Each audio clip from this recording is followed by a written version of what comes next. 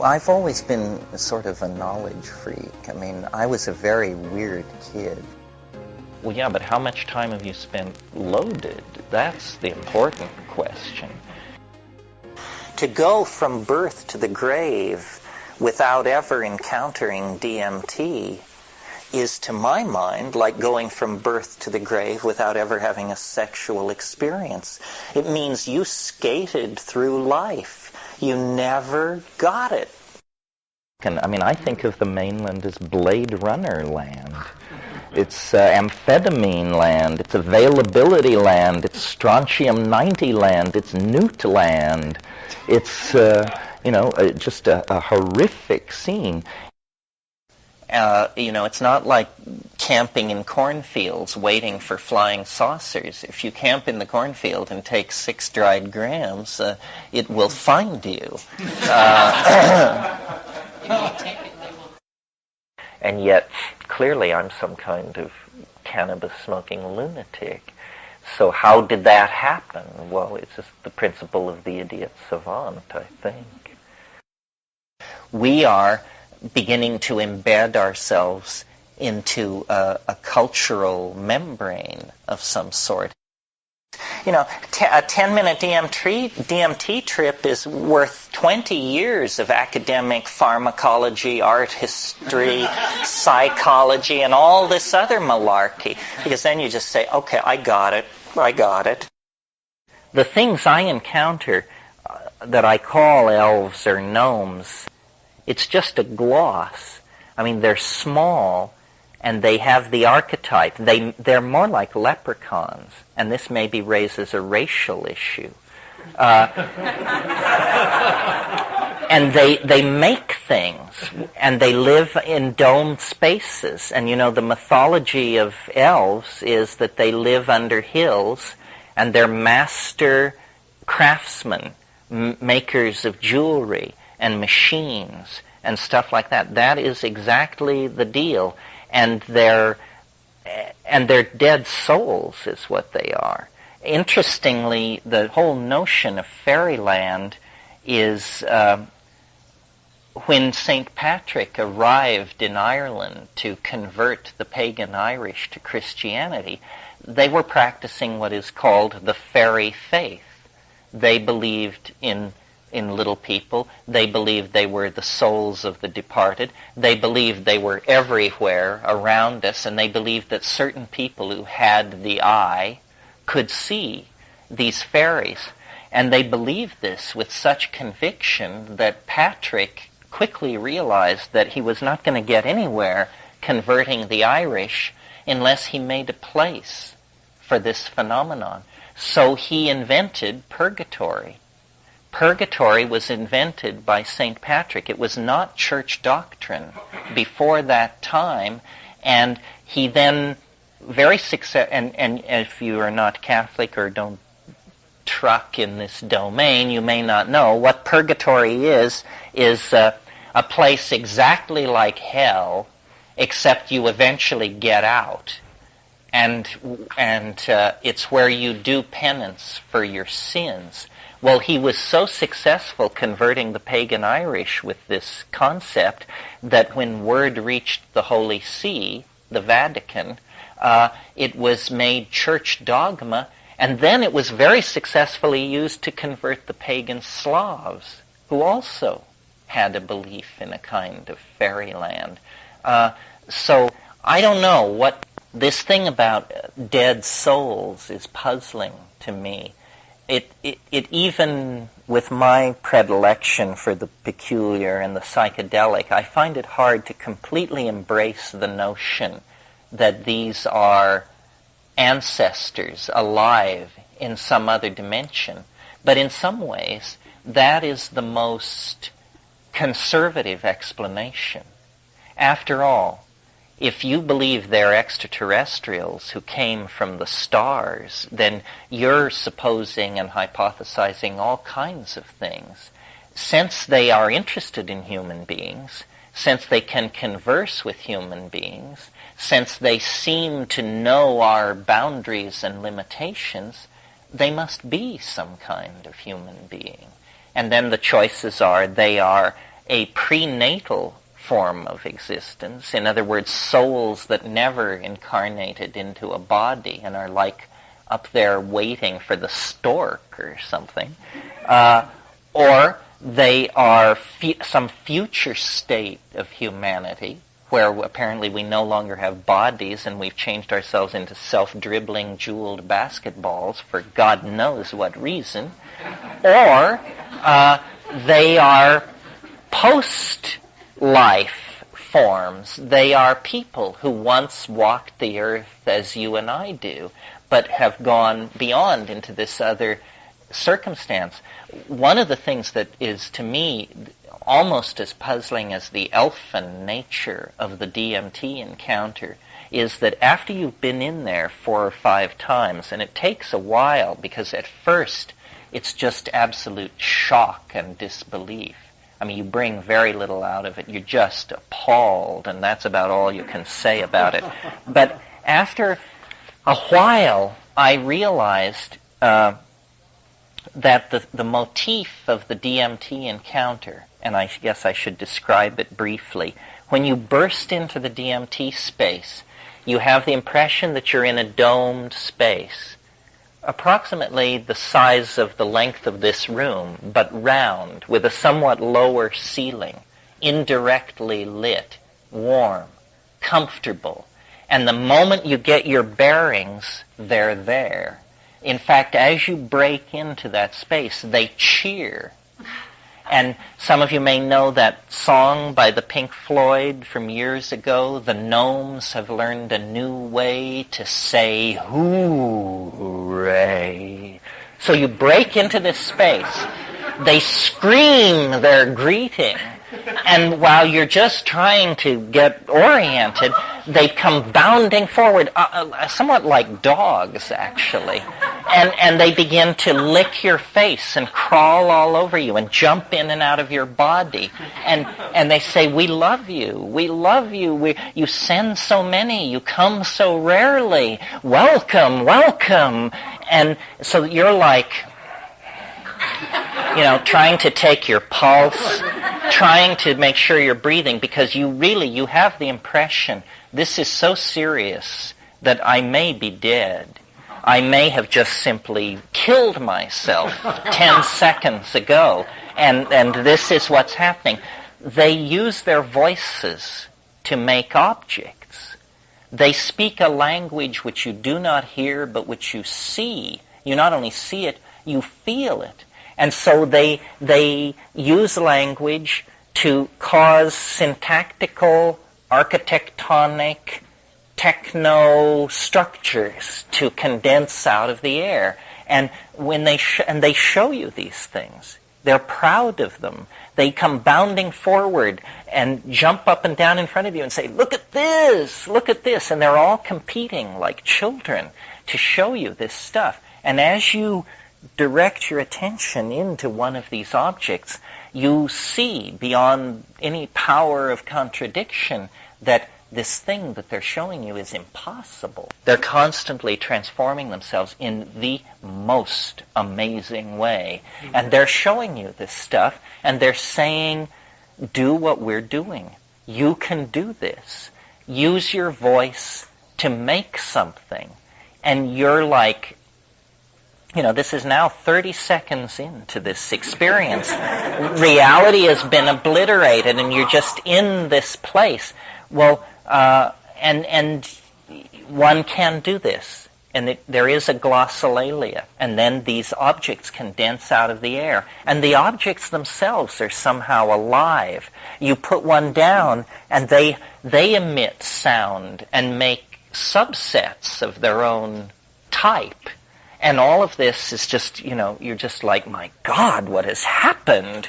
The strange thing about DMT is it doesn't affect your mind in the ordinary sense, so that you're not ecstatic or freed of anxiety, or you're exactly who you were before this started happening, with all your neuroses, fears, doubts, and you're saying, is this all right?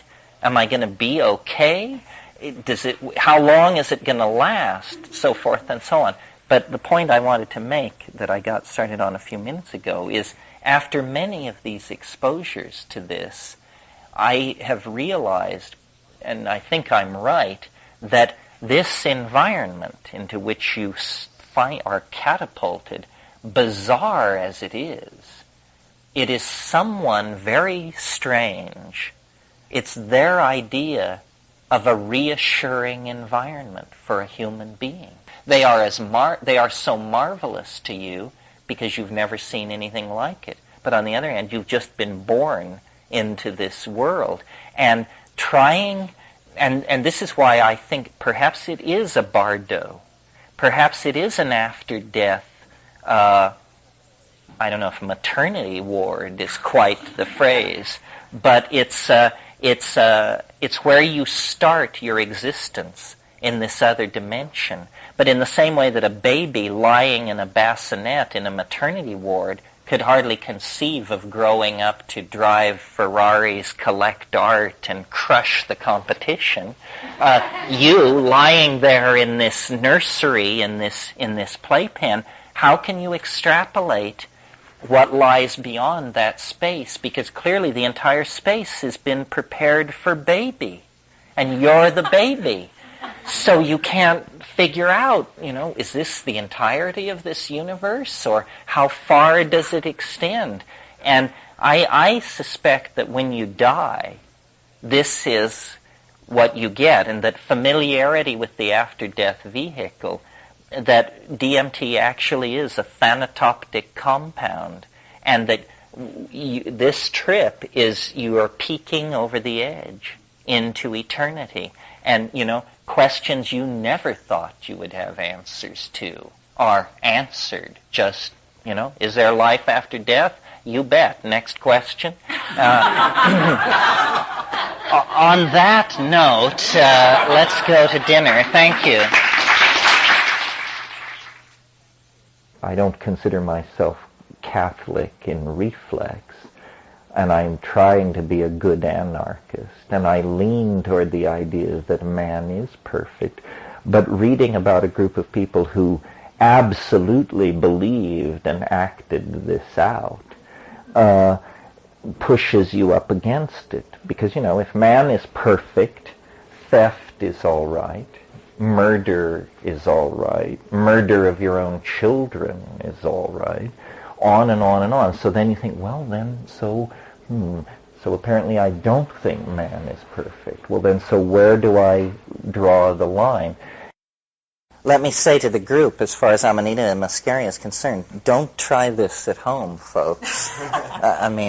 It's out there on the edge of the bardo. As I say, I don't think of myself as a guru. I think of myself as a doorman. I should make it clear, I don't believe this stuff. The future evolution of mankind is going to be based on these states. But the last point I want to make is one about how evolution occurs.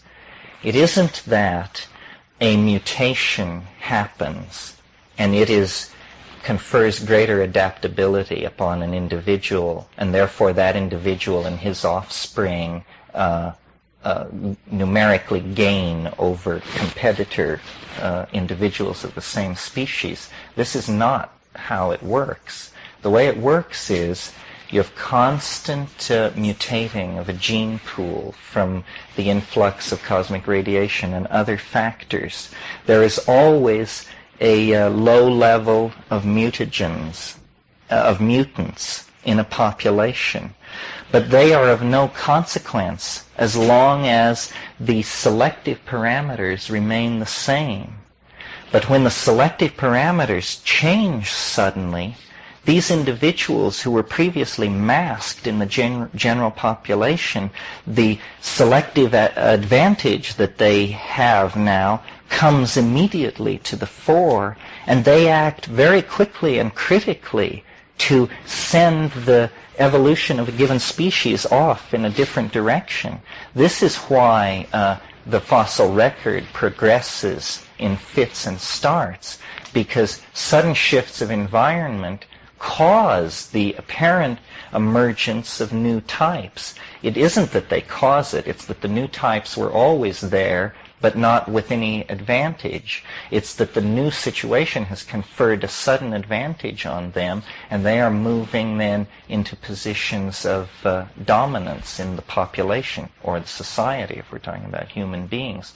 I think that the psychedelic experience is like that at the present level. It has conferred, there is a population of different people in the general population. And as conditions change, these people will be seen to have adaptive advantages.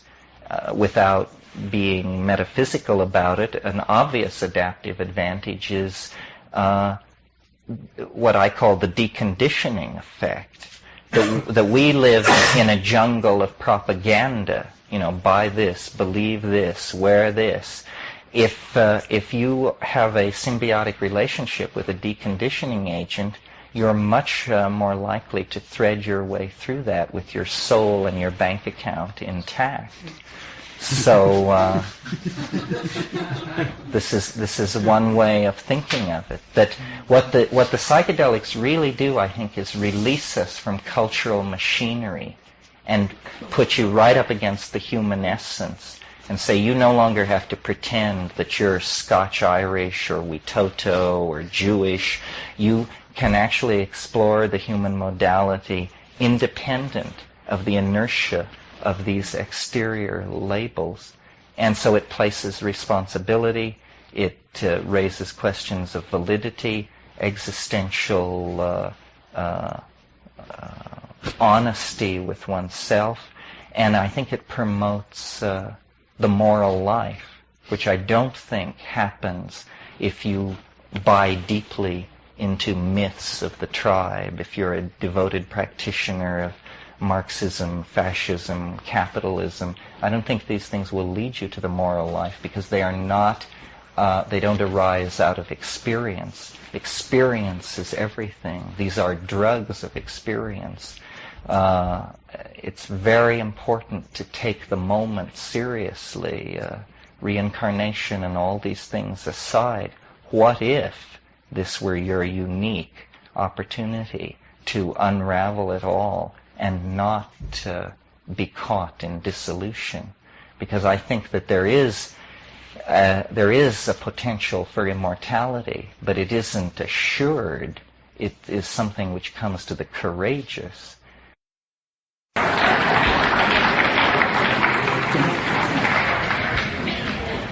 So I submit to you that what we represent is a fifth column that represents the best aspirations that human community is capable of. A fifth column that is willing to look at the structure of the psyche in contrast to the mess of society, and willing to dream. I'm reminded of William Faulkner in his Nobel address. He said, "Man will not simply endure, man will prevail." Now, of course, he should have said humanity, but this was years ago.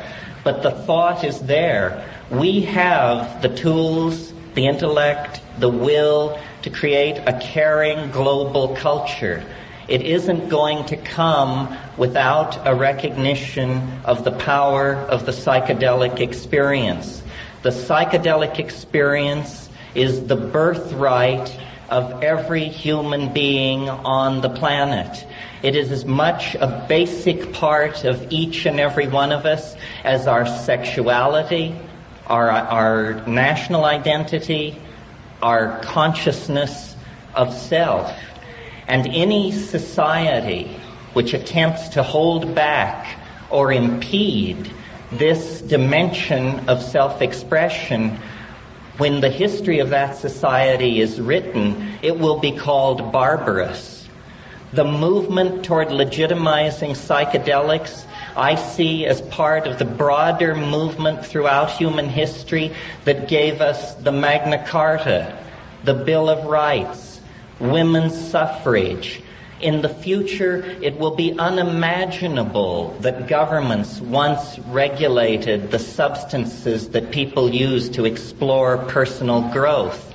It is the mark of a barbarous culture, and we are here to raise a light, to say truth is not so easily swept aside. One doesn't just say no to truth.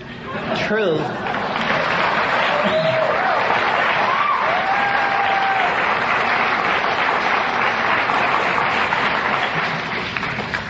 requires engagement, it requires courage, it requires a sense of where we have been and of where we are going.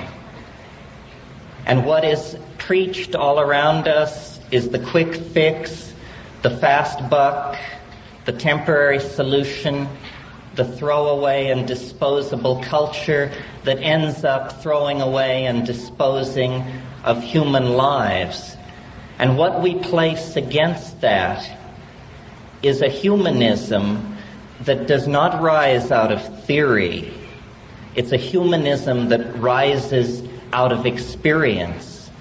The experience that informed the great mystics of every religion is not something that we strain for throughout a life of self-discipline and self-subjugation. That isn't it. It is our birthright. Each of us, Dr. Hoffman and his discoveries, place this dimension within the reach of all of us. Dr. Hoffman and his discoveries place this dimension on a social agenda that cannot be denied, that will not wait. If not now, when? If not us, who? It's that simple. We are moving now, I think, unfortunately, into yet a darker political night in terms of the larger society around us. And I make an analogy to the coming of the Dark Ages.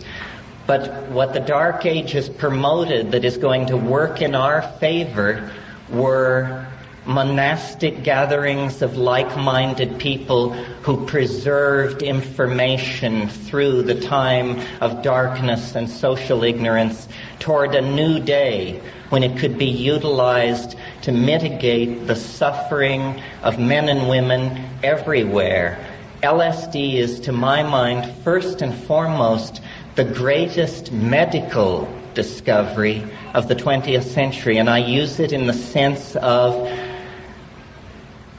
ameliorating pain, creating caring, promoting unity, healing not so much of the individual psyche, although certainly its impact in that dimension is tremendous, but ultimately as a deconditioning agent, allowing us to move beyond the confines of historical society to see what we could be, what we have been, and what in fact we have the energy to be in the future. Thank you very much. Hey there, thanks for listening. Awaken the Deep is a passion project of mine, and every like, comment, and subscribe really helps the channel out. If you enjoy this video or get something from it, please consider smashing that like button or giving a subscribe. I'd really appreciate it. Thanks.